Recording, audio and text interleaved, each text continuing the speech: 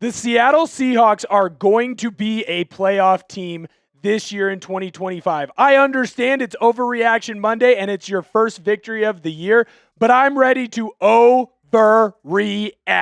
This team is freaking good, and I'm going to tell you why in today's video. But before we do that, are you going to join in with me? Are you drinking the Kool-Aid? Type Y for yes if you think the Seahawks are going to make the playoffs this year. Type N for no if you're a hater and a loser and you don't think that the Seahawks are going to make the playoffs this season. But let's get into Seahawks today.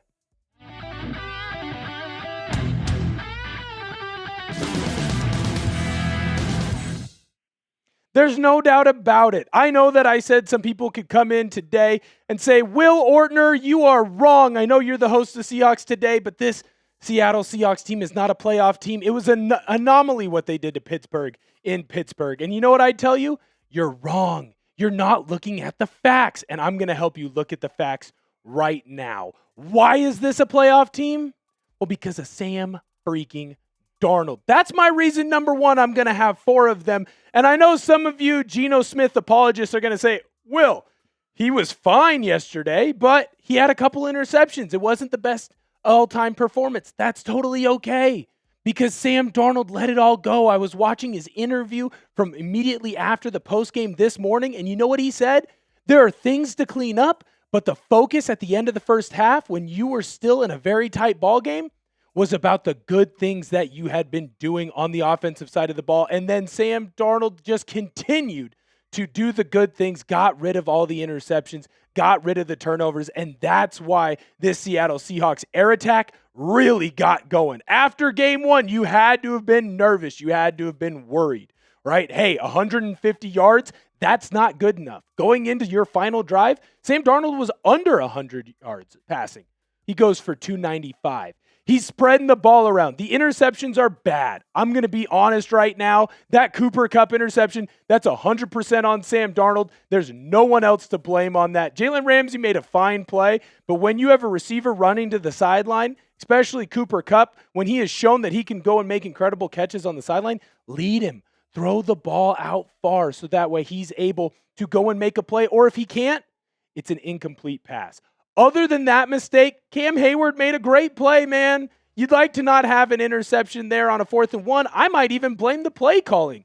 Why are you not running the football the way that rushing attack was working on Sunday? That's okay, though. You learn from your mistakes, and you move forward, and you start feeding this wide receiver group. We're going to talk about the top two guys right now, but I'll tell you what, there were a couple others that had a big-time performance as well. Jackson Smith-Njigba, I don't know if you know this, he's on pace for 1,900 yards this season.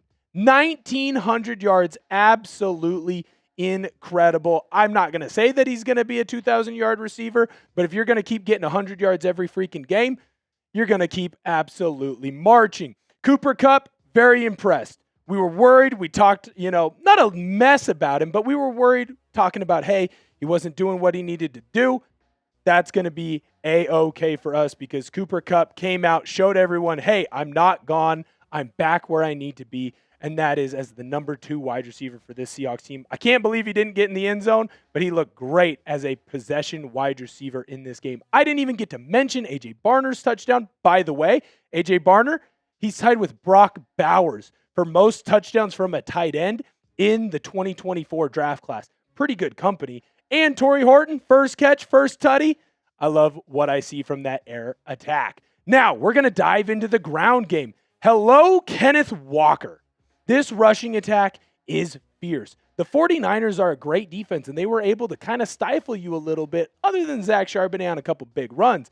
Kenneth Walker, on the other hand, he said, hey, I've heard all the talking, and he mentioned it in his post-game press conference. I heard Will Ortner on Seahawks Today, and I had to make sure that I shut him up. And you know what? I'll be the first guy to admit I need to eat a little bit of crow, and my apologies.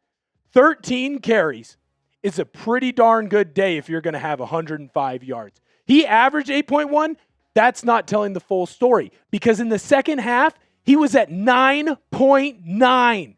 Kenneth Walker absolutely murdered this Steelers defense, flying around, making big-time plays. That touchdown at the very end to seal the game, it's the only touchdown on a 3rd and goal or 4th and goal from outside of the 10-yard line to rush in for a touchdown like that. Charles Cross was road grading. And the most important thing, and the biggest complaint that I had after the 49ers loss was, you didn't use the run game.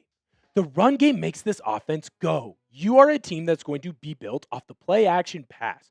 You are a team that's going to be built off rushing the football, gaining a bunch of yards, getting the defense to suck in one-on-one matchups, and now you've got Sam Darnold throwing to Jackson Smith-Njigba on 50-50 balls. Or he's throwing to Cooper Kupp on 50-50 balls. Guess what? Those guys prove that they can catch the ball still and they can make big-time plays. Torrey Horton's touchdown, that was off a play-action pass that you had been setting up multiple times on that drive. This offensive line makes that thing go. Look, Kenneth Walker was the hot hand in the last game. You rushed with him.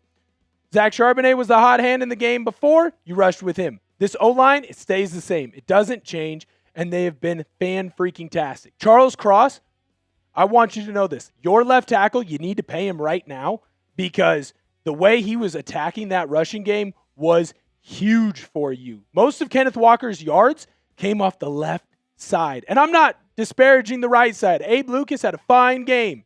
Anthony Bradford had a fine game. But when you have TJ Watt on one side of the football, you got to be able to attack the other side. Gray Zabel, Charles Cross especially, absolutely dominated. Oh, and I got to make sure I shout out the American badass, Robbie Oots. What an absolute road grading run he had. He had a play where he had 2 pancakes. Absolutely fantastic. I got 2 more reasons why the Seattle Seahawks are going to march into the playoffs this year in the NFC. But before I do that, I got to talk about today's sponsor. This episode is brought to you by Prize Picks. You and I make decisions every day, but on Prize Picks, being right can get you paid. Don't miss any of the excitement this season on Prize Picks, where it's good to be right. Prize Picks is simple to play. Just pick more or less on any 2 to 6 player stat projections. And if your picks are right, you could cash in. Prize Picks invented the flex play, which means you can cash out if your lineup isn't perfect. You can double your money even if one of your picks doesn't hit. I was playing Prize Picks this weekend. In a shocking development, I should have used the flex play option. Just saying. So I've got this lineup here on Prize Picks for Monday Night Football tonight. CJ Stroud, in my eyes, had a rough start to the year. I think he's going to prove everybody that he is a good quarterback again in the league. 1 touchdown passing, more. Justin Herbert, I'm all in. Quack, quack, quack. 254.5 yards. I think Herbert gets more against the Las Vegas Raiders. Download the app today and use code CLNS to get $50 in lineups after you play your first $5 lineup. That's code CLNS to get $50 in lineups after you play your first $5 lineup. Prize Picks. It's good to be right. Now we got to talk about my last 2 reasons why you're going to be great, and they might be the most important reason why you're going to be great. This defensive line is special. Absolutely living in the backfield of the Pittsburgh Steelers. I've never seen Aaron Rodgers more upset than when people kept asking him about his... I won't go there and make that joke. I'll tell you right now, Byron Murphy is a star, and we hated on him a little bit too early. He was in the backfield of this game constantly. Last year, guess how many sacks he had? He had half. This game, 1.5. Frankly, I thought he got a little bit hosed. I thought he should have had 2, not a half on one of his sacks. He was flying around, making tackles in the run game, being a smart rusher up the middle. We've seen how this can affect games with guys like Chris Jones and Aaron Donald specifically. When you can get an interior rush from either your nose guard, which is where you're having Murphy play right now, or your 3 tech, which is a bounce between Jaron Reed and Leonard Williams, and sometimes Byron Murphy as well, you have an elite pass rush. You got 8 QB hurries in game 1. You got 9 against Aaron Rodgers. In the lead up to this game, not to talk highly about myself, call myself Nostradamus, there's no way that you are going to be able to win this game without getting to Aaron Rodgers. He's a statue. And you did that. Leonard Williams balled out again in this game. Multiple tackles. Not as many in the last game. Only ended up having 4. But that's okay. You know why? Because he was demanding double teams. And that led Jaron Reed to being able to get into the backfield. That left open space for guys like Derek Hall, Uchenna Nwosu. DeMarcus Lawrence is having maybe the quietest, best season that I've seen on the field because he's always making plays. Then you're freeing up stuff for guys like Ernest Jones at that linebacker spot. Julian Love didn't have as many tackles in this game, and I'm okay with that because this defensive line was eating. I used to have an old saying, I guess I should say my offensive line coach used to have an old saying when I was playing O-line over at the great Central Washington University, and that was we were fine with linebackers making tackles. Linebackers just make tackles. Cool. We hated D linemen making tackles. You know why? Because D linemen make tackles in the backfield. D linemen make tackles for a loss. And if you're not marching with the chains, it screws everything up. And you saw that happen time in and time again against the Steelers. This defensive line is truly, truly special. And I was very impressed. My last reason why this team is going to make the playoffs and why I might be overreacting is the secondary. And you might say to yourself, Will, that secondary is good, but we haven't seen what it can fully be. And I'd look at you and I'd point and I'd say, you're darn right. Look at this secondary right now. You just went against Brock Purdy, who aside from one drive at the end of the game where, frankly, one player made the big 2 mistakes, you shut that offense down. One player, 2 mistakes, you held that team to 10 points. Against the Steelers, this secondary, multiple times after turnovers, stopped the Pittsburgh Steelers. Pittsburgh Steelers got 17 points in this game. 11 of them were off of your turnovers. That means that your defense gave up your defense gave up 6 points, 2 field goals. Math is hard for me. Off of just the Steelers driving. That's fantastic football there for you. Air traffic control was at a premium in this game. Darian Kendrick was making big-time plays. He's filling in for the injured Nick Eamon-Worry. That's a guy that's not even supposed to be a starter. That's a guy that you pulled from a different team that a different team got rid of. Nick Eamon-Worry is supposed to be your starting big nickel. In this game, you had to have Darian Kendrick come in and make big-time plays, and guess what he did? Big interception. Honestly, should have had 2 if that one ball doesn't hit him right in the face. I remember at the beginning of this game, I was freaking out because I knew Devin Witherspoon wasn't going to play. You needed him. A guy with a brutal injury right now. Got to come in and make a play. And instead, you got to go to the backups. And I thought Reek Woolen played pretty well after a week against the 49ers where he really struggled. Now, I think you're going to get Devin Witherspoon back quickly. Obviously, he's dealing with a knee injury, but he was warming up. He was practicing. He was flying around. He just wasn't good enough to go in this one. That's going to be okay. Nick Eamon-Worry dealing with an ankle. Guess what? He didn't go on IR, and that was a big fear that you had for that high ankle sprain.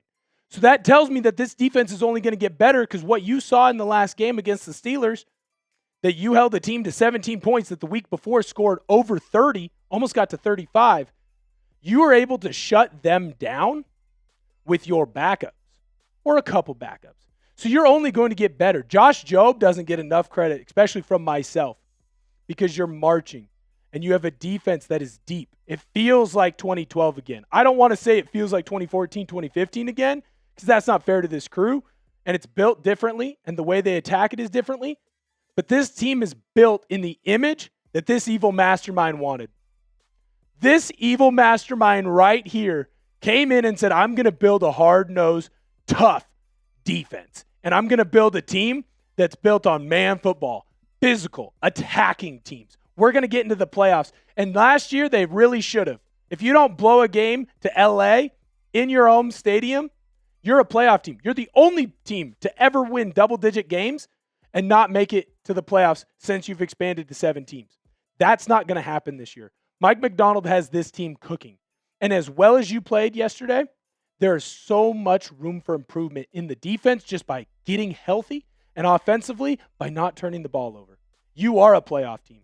I'm sorry I'm overreacting so much that I can't do math apparently.